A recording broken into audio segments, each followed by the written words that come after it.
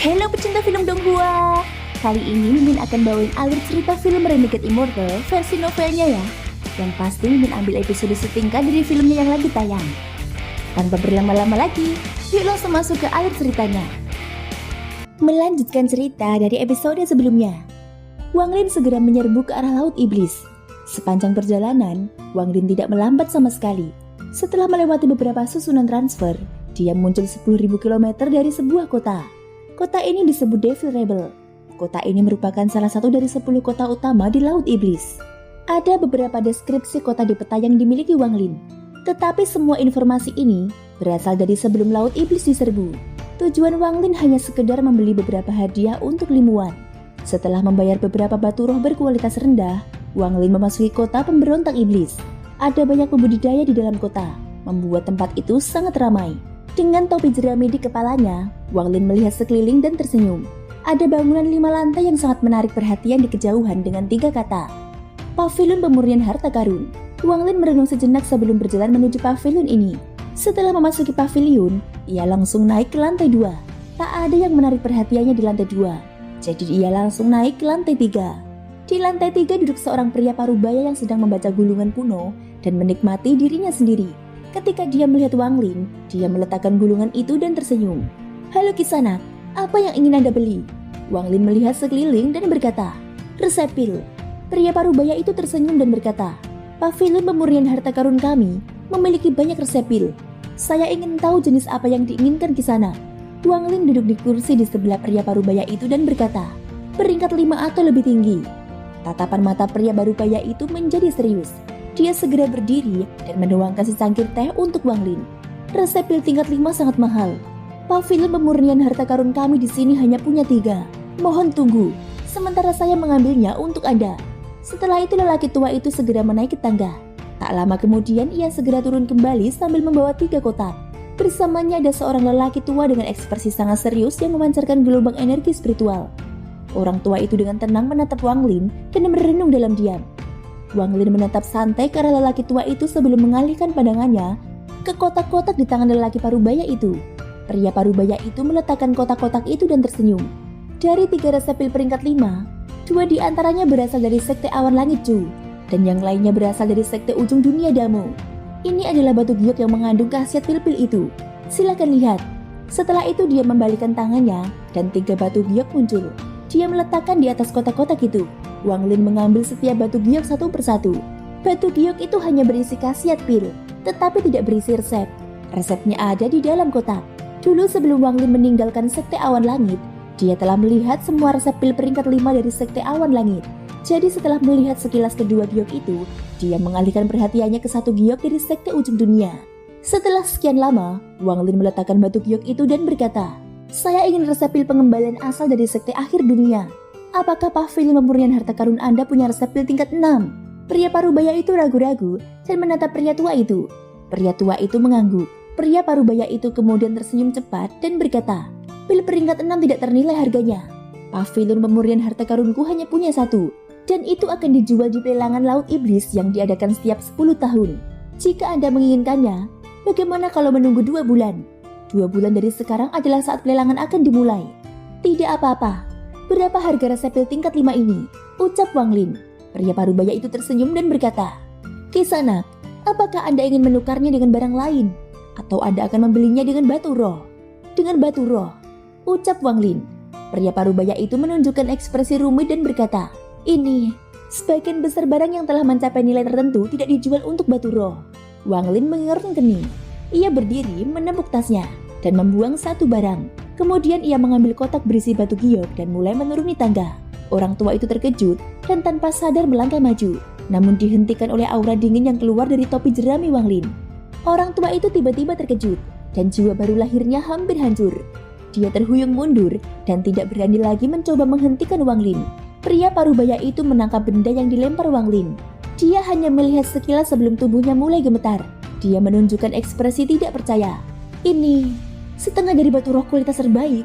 Menurut pemahaman Wang Lin, setengah dari batu roh berkualitas tinggi sudah cukup untuk resep pil tingkat 5. Selain itu, Wang Lin bahkan tidak memberikan setengahnya, hanya sekitar seperempatnya. Dalam beberapa hari terakhir ini, Seseorang yang mengenakan topi jerami pergi ke banyak toko di banyak kota untuk membeli resep pil. Pada awalnya sebagian besar toko memberikan harga yang wajar, tetapi harga untuk setiap toko baru menjadi semakin tinggi. Kemudian ada satu toko yang memberikan harga selangit, dan ketika penjual gagal, mereka mencoba menggunakan kekerasan. Namun mereka hanya menghadapi kehancuran. Setelah itu tersebar rumor yang mengatakan bahwa kultivator bertopi jerami adalah kultivator formasi jiwa. Ini bagus untuk Wang Lin karena setidaknya membuatnya lebih mudah untuk membeli resep pil daripada sebelumnya. Dalam waktu 10 hari, Wang Lin tiba di perbatasan Chu dan Laut Iblis dengan bantuan susunan transfer kuno. Selama waktu ini, dia berhasil memperoleh total 8 resep pil kultivasi peringkat 5. Ketika Wan Er melihat resep-resep ini, dia pasti akan senang. Wang Lin tersenyum. Setelah memasuki Chu, dia melepas topi jeraminya dan tidak lagi menyembunyikan dirinya. Namun saat Wang Lin memasuki Chu, ekspresinya tiba-tiba berubah. Matanya menjadi dingin saat dia melihat ke kejauhan ke arah sekte awan langit dan berkata dengan ringan, dia sedang mencari kematian. Kemudian dia menghilang dari tempat itu. Zhang Bai adalah sebuah nama, dan nama ini di negara peringkat 5 berarti pembunuhan berdarah. Si jenius itu berasal dari sekte serangga iblis puli, dan dia adalah seorang kultivator jiwa baru lahir tahap akhir. Kemudian karena suatu alasan, dia mencuri kitab suci sekte serangga iblis dan mengkhianati sektenya. Sekte serangga iblis mengejarnya tetapi dia selalu berhasil lolos. Meskipun mereka berhasil melukainya dengan serius, banyak pengikutnya yang terbunuh di sepanjang jalan. Akhirnya di bawah pengejaran seorang kultivator formasi jiwa, Zhang Bai melarikan diri ke lembah 9 hantu yang sunyi. Setelah melarikan diri dari kultivator formasi jiwa, ia tinggal di sana selama 100 tahun. Tidak seorang pun tahu bagaimana dia hidup selama 100 tahun itu. Tetapi saat dia keluar, dia telah mencapai tahap pembentukan jiwa. Yang lebih menakutkan adalah, dia telah menjinakkan serangga beracun yang tak terhitung jumlahnya. Begitu dia muncul, dia membunuh dan menuju ke klan iblis serangga. Dikelilingi oleh gerombolan serangga, bahkan para kultivator formasi jiwa pun mati karenanya. Meskipun tahu bahwa ada kultivator formasi jiwa tahap tengah dan akhir di sekte iblis serangga, dia tetap datang. Sangat jelas betapa sombongnya orang ini. Akhirnya orang ini diburu lagi, tetapi kali ini oleh seorang kultivator Sulfur Mansion tingkat menengah. Dia memikat seniornya dari sekte lamanya ke lembah 9 hantu yang sunyi dan kemudian keduanya menghilang. 30 tahun kemudian, Zhang Bai keluar dari lembah 9 hantu yang sunyi lagi.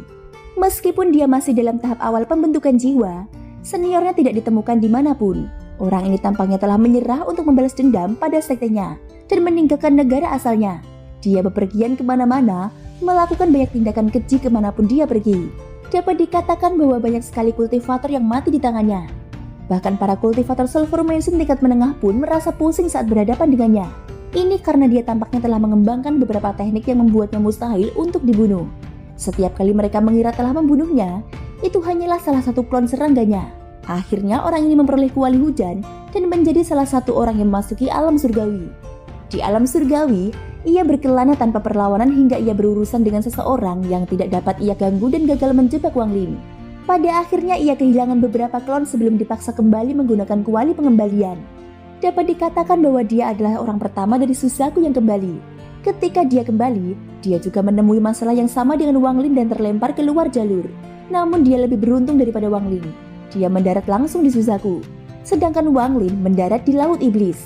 Karena ia telah kehilangan terlalu banyak serangga di alam surgawi, ia mulai membunuh lagi ketika ia berada di dalam Laut Iblis. Hampir setiap kultivator yang ia temui dibunuh olehnya. Setelah menyerap esensi semua budidaya itu, serangganya mulai berkembang biak dan dia melakukan perjalanan ke Chu. Alasan dia memusnahkan begitu banyak sekte tentu saja untuk memberi makan serangga-serangganya. Daging manusia tidak cukup untuk serangga-serangganya. Itulah sebabnya Chu harus menghadapi malapetaka ini sekarang. Ketika utusan dari klan iblis raksasa melihat Zhang Bai datang ke Chu, dia diam-diam mengeluh. Meskipun dia juga seorang kultivator formasi jiwa, dia tidak menerobos dari pemahamannya sendiri tetapi menyerap pemahaman orang lain. Dalam hal kekuatan, dia bisa menggertak kultivator jiwa baru lahir. Tetapi dibandingkan dengan seseorang yang kuat seperti Zhang Bai, dia hanya bisa berlari. Zhang Bai saat ini berdiri di atas gunung, dikelilingi oleh serangga yang tak terhitung jumlahnya. Dia menatap dengan mata merah ke arah sekte di kejauhan. Sekte Awan Langit. Ini adalah sekte nomor 1 di negara Chu ini. Dan mereka ahli dalam hal kimia. Setelah hari ini, semua pil itu akan menjadi milikku. Dari apa yang kudengar dari sekte lain, ketua sekte itu cantik. Aku ingin melihat apakah dia akan tetap cantik setelah diserbu oleh serangga-seranggaku. Zhang Bai terbang menuju sekte itu. Raungan serangga itu sangat menakutkan. Beberapa hari yang lalu, Aku memakan seorang junior Nansen Soul tahap akhir dari Sekte Awan Langit. Junior itu berkata bahwa Wang Lin tidak akan memaafkanku saat dia meninggal. Siapa Wang Lin ini?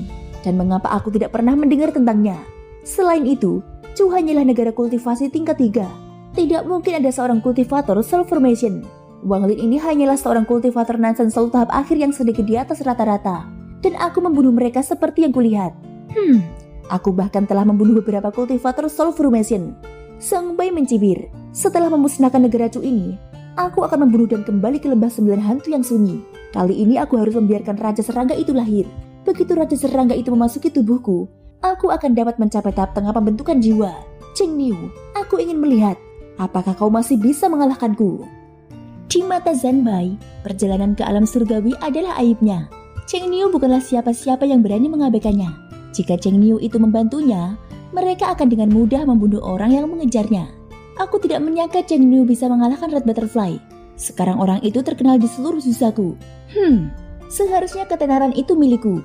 Tunggu saja, Cheng Niu, suatu hari kita akan bertarung. Zanbai mencibir tetapi segera mengerutkan kening dan bergumam. Kata guntur Cheng Niu adalah musuh alami seranggaku, jadi akan sedikit sulit. Matanya berbinar, dan dia mengambil keputusan. Kali ini, dia harus masuk lebih dalam ke lembah 9 hantu yang sunyi, dan mendapatkan serangga raja. Dengan Raja Serangga, bahkan kata guntur akan kehilangan pengaruhnya. Lebih baik aku tidak membuat Cheng Niu marah sebelum itu terjadi. Jika orang itu mampu melepaskan lengan Red Butterfly, maka tingkat kultivasinya pasti belum mencapai tahap awal Soul Formation, seperti yang ditunjukkannya di permukaan. Namun sisaku sangat besar. Bahkan jika aku ingin mengganggunya, akan sulit untuk menemukannya, ucap Zanbai sambil mendengus. Hanya dalam sekejap mata dia tiba di luar Sekte Awan Langit. Sekte Awan Langit dikelilingi oleh awan putih. Awan putih ini bukan awan alami melainkan formasi pelindung sekte. Formasi ini tidak hanya melindungi sekte, tetapi juga memiliki kemampuan untuk menyembunyikan fluktuasi energi spiritual dari dalam. Zanbai melayang di langit dan menatap awan sebentar. Dia tersenyum menghina dan berteriak, "Para junior Sekte Awan Langit, dengarkan baik-baik.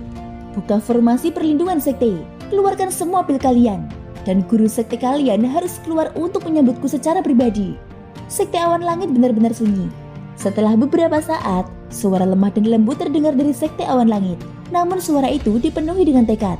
Senior adalah seorang kultivator pembentukan jiwa. Mengapa mempersulit sekte kecil seperti kita? Jika ada yang membutuhkan pil, silakan tanyakan kepada kami. Sekte Awan Langit akan melakukan yang terbaik untuk memenuhi kebutuhan Anda. Zanbai menampakkan ekspresi mengejek dan berkata, kurasa kau adalah master sekte Awan Langit. Junior adalah guru sekte Awan Langit. Senior, tolong jangan mempersulit sekte kecil seperti kami. Suara Limuan berlanjut. Suaranya masih sama memikat seperti di masa lalu dan dipenuhi dengan kelembutan. Zanbai mendengus dan berkata, "Aku harus melihat seperti apa kecantikan master sekte dari Sekte Awan Langit ini." Dengan itu, dia mengelurkan tangan ke arah awan putih dan membuat gerakan meraih. Disertai serangkaian suara berderak, awan putih itu pun runtuh dengan cepat, tetapi dengan cepat terbentuk kembali. Apa ini? Formasi ini misterius. Bukankah formasi ini ditempatkan oleh Sekte Awan Langitmu? Mata Zanbai berbinar. Limuan menghela nafas dan berkata, "Senior, formasi ini ditempatkan oleh klan iblis raksasa untuk melindungi Sekte Awan Langit milikku. Pertimbangkan untuk memberi klan iblis raksasa sedikit muka dan jangan membuat kami kesulitan." Klan iblis raksasa? Zanbai merenung sejenak. Sebelum melambaikan tangannya, semua serangga di sekitarnya menyerang awan. Gelombang suara mengunyah datang dari awan putih. Suara ini akhirnya menjadi begitu keras hingga menutupi dengungan serangga. Bagaimana dengan klan iblis raksasa? Bahkan jika Cihu sendiri datang, dia tidak akan marah padaku hanya karena Sekte Awan Langit. Zanbai tersenyum dan mengulurkan tangannya lagi. Dengan suara keras, salah satu awan putih itu runtuh, menyebabkan semua awan lainnya ikut menghilang. Gelombang kejut menyebar, dan di dalam gelombang kejut itu, seberkas cahaya menghilang. Saat awan putih menghilang, serangkaian bangunan yang terbuat dari batu roh muncul di hadapan Zanbai. Melihat deretan bangunan tak berujung yang terbuat dari batu roh yang tampaknya tidak ada habisnya, mata Zanbai melotot. Dia melihat untuk waktu yang sangat lama sebelum tertawa dan berkata, "Sekte Awan Langit ini terlalu kaya, terbuat dari batu roh. Meskipun skala ini tidak dapat menandingi alam surgawi, tidak banyak tempat seperti ini di Suzaku. Hahaha, mulai hari ini dan seterusnya, tempat ini milikku." Formasi pelindung sekte itu mudah dihancurkan. Orang-orang di dalam Sekte Awan Langit dipenuhi dengan keputusasaan. Zanbai melangkah masuk ke Sekte Awan Langit. Ia dikelilingi oleh dinding serangga setebal 100 kaki. Beberapa murid perempuan dengan tingkat kultivasi yang lebih rendah begitu takut hingga mereka mulai menangis. Zanbai mengulurkan tangannya. Beberapa murid sekte awan langit terperangkap oleh kekuatan tak kasat mata. Sekelompok serangga memisahkan diri dari gerombolan itu dan melompat ke arah para murid. Jeritan memilukan segera bergema saat para murid diselimuti oleh serangga. Serangga itu merayapi mereka, dan beberapa di antaranya bahkan telah memasuki tubuh mereka. Teriakan melengking terdengar di telinga para pengikut sekte awan langit. Teriakan ini hampir mencabik-cabik hati mereka. Berhenti! Limuan melompat ke udara. Di sekelilingnya berdiri beberapa orang. Mereka semua menatap Zanbai dengan ekspresi jelek. Zanbai tersenyum nakal. Ia melambaikan tangannya dan teriakan melengking dari para murid semakin keras. Beberapa detik kemudian, serangga-serangga itu keluar dari tubuh mereka. Para murid tiba-tiba menjadi sangat lemah dan jatuh dari langit. Wajah Limuan pucat pasi. Dia hanya bisa menatap para murid dengan tercengang. Darah mengalir keluar dari sudut mulutnya. Tubuhnya gemetar dan matanya dipenuhi kebencian saat dia menatap Zanbai. Dengan kepribadiannya, sangat jarang baginya memandang seseorang seperti itu. Tatapan Zanbai tertuju pada Limuan. Dia berkata, "Tidak buruk, kamu benar-benar cantik. Siapa namamu?" Limuan tetap diam. "Oh, tidak mau bicara. Sayang sekali." Zanbai tersenyum dan melambaikan tangannya. Serangga di sekitarnya menyebar dan menutupi seluruh sekte awan langit.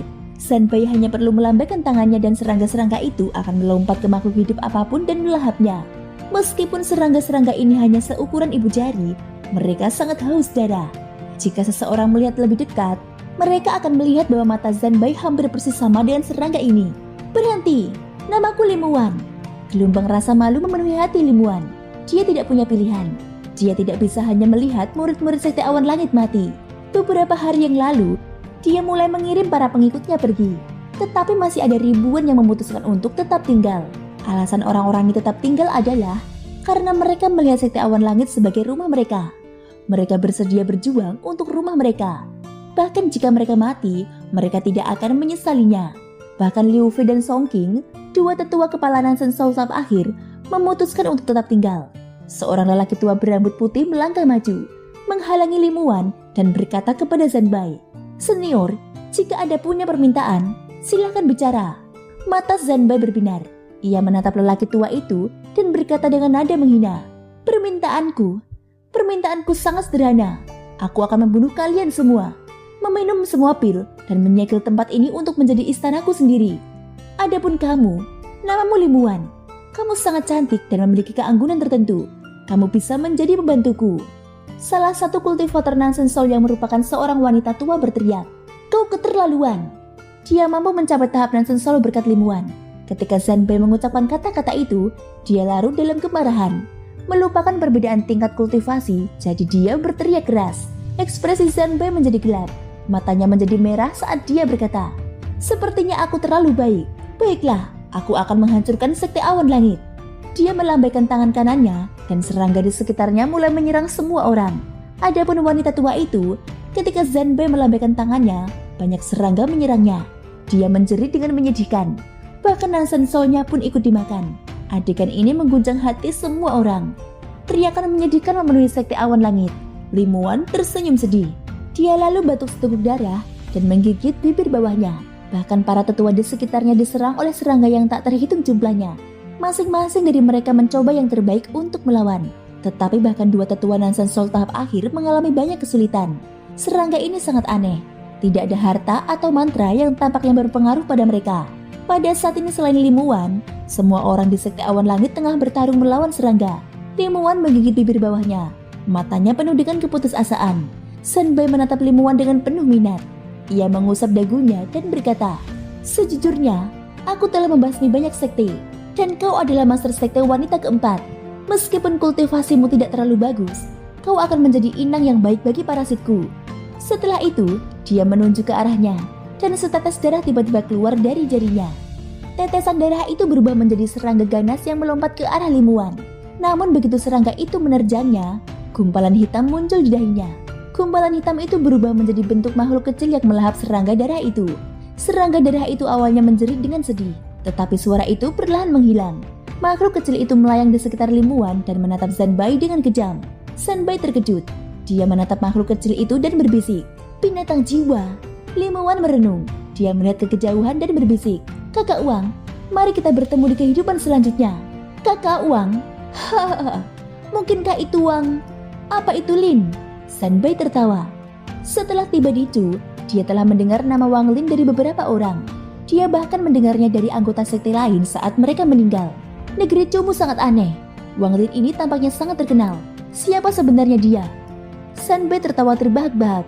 Tawanya dipenuhi dengan kesombongan. Matanya berbinar dan dia berkata, "Sekarang aku benar-benar ingin tahu siapa sebenarnya Wang Lin ini. Aku juga ingin tahu bagaimana kau berhasil membuat semua kultivator Nansen Soul ini rela mati bersamamu dengan tingkat kultivasimu. Karena dia adalah wanitaku. Aku Wang Lin." Sebuah suara dingin terdengar dari belakang Sanbai. Thank you guys sudah mendengarkan ceritaku di episode kali ini sampai akhir. Ikutin terus kelanjutan episode berikutnya ya. Semoga hari kalian menyenangkan. Sampai jumpa dan bye-bye.